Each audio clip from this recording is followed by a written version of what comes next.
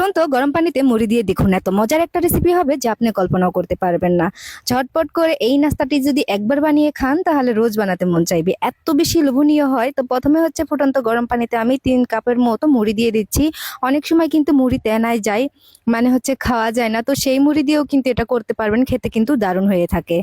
আবার কেউ চাইলে কিন্তু বিকালের ঝটপট নাস্তায় রাখতে পারেন। আবার এখন কিন্তু রোজার মাস, তো এটা কিন্তু ইফতার আইটেমও রাখতে পারেন। অনেক সময় দেখা গেছে মুড়ি মাখানো খেতে চায় না অনেকেই, ভালো লাগে না সব সময়।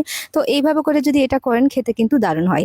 তো এটা কিন্তু 2 থেকে 3 মিনিটের মতো সিদ্ধ করে নিলেই হবে, এর বেশি সময় লাগবে না। এবার হচ্ছে একটা ছাঁকনিতে করে এইভাবে করে উঠিয়ে নিতে হবে, পানিটা কিন্তু ঝরিয়ে নিতে হবে আমাদের। আর এটা সিদ্ধ কিরকম হয়েছে আপনারা হয়তো দেখে বুঝতেই পারছেন। একটা কড়াইতে আমি তেল দিয়ে দিব, তারপর দিয়ে দিচ্ছি একটা ডিম। তো ডিমটা কিন্তু আগেই দিতে হবে, দিয়ে হালকা একটু লবণ দিয়ে ভেজে নিতে হবে। এতে করে এটা দেখতে যেরকম সুন্দর লাগবে, খেতেও কিন্তু অসম্ভব মজার হবে। তো এখন হচ্ছে ডিমটাকে আমি এভাবে করে ভেঙে ছোট ছোট করে নিচ্ছি, তারপর হচ্ছে ভেজে নিব। তো খুব বেশি ভাজতে হবে না, এটা হালকা একটু ভেজে নিলেই হবে, সাদা সাদা কালার থাকবে। এই তো এরকম হয়ে গেছে, এখন হচ্ছে আমি নামিয়ে নিচ্ছি। তো এটা নামিয়ে আমি একটা বাটিতে এক সাইডে রেখে দেব। এখন হচ্ছে একটু পরিমাণ মতো তেল দিয়ে দেব, দিয়ে দিচ্ছি এখানে পেঁয়াজ কুচি আর দিয়ে দেবো কাঁচা মরিচ কুচি। ঝালটা আপনারা কমিয়ে বাড়িয়ে দিতে পারেন যার যার পছন্দ অনুযায়ী। আর একটা টমেটো কুচি দিয়ে দেব।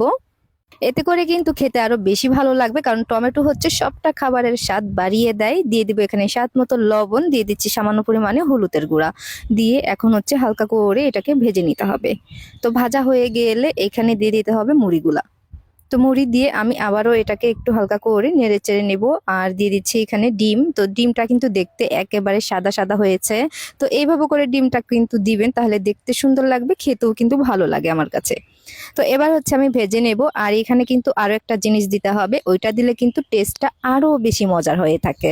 এবার হচ্ছে এখানে আমি ম্যাগি মশলা দিয়ে দিচ্ছি। আপনারা চাইলে কিন্তু নুডলসের যে মশলাগুলো থাকে সেগুলোও দিতে পারেন, আবার চাইলে এগুলো আলাদা করে দোকান থেকে কিনে এনেও দিতে পারেন। তো এগুলো একটা করে প্যাকেট 5 টাকা করে থাকে। তো এটা দিলে অনেক অনেক বেশি মজা হয়, মানে একটু খেলে আর একটু খেতে ইচ্ছা করে, এত বেশি মজার হয়ে থাকে। তারপরে হচ্ছে এগুলাকে আমি একটু ভালোভাবে করে ভেজে নিচ্ছি। আমার কাছে একটু ভাজা ভাজা হলে অনেক বেশি ভালো লাগে। তো আপনারা কোন জায়গা থেকে ভিডিওটি দেখছেন অবশ্যই কমেন্ট করে জানাতে পারেন, যাতে করে আপনাদেরকে ধন্যবাদ দিতে পারি। ইউটিউব থেকে দেখলে আমার চ্যানেলটি সাবস্ক্রাইব করে রাখবেন, যাতে করে সবার আগে আমার ভিডিওটি পেয়ে যান। আর এইভাবে করে অবশ্যই বাসায় বানাবেন, তাহলে বুঝতে পারবেন এটা খেতে কতটা পরিমাণের মজার লাগে। আসলে বলে তো সবকিছু বোঝানো যায় না, যেটা আপনি রান্না করবেন, রান্নার শেষে আপনি যখন খাবেন তখনই বুঝতে পারবেন ওটার টেস্টটা আসলে কতটা পরিমাণের মজার। এটা শুধু দেখতে সুন্দর না, খেতে কিন্তু অনেক অনেক মজার ছিল। জানি না এইটা যে আমি আরো কতবার বানাবো, কারণ আমার যখনই নাস্তা কোনো আইটেম খাইতে ইচ্ছা করে একটু ঝাল টাইপের, এই টাইপের জিনিসগুলো আমি বানাই, খেতে অনেক মজা হয়।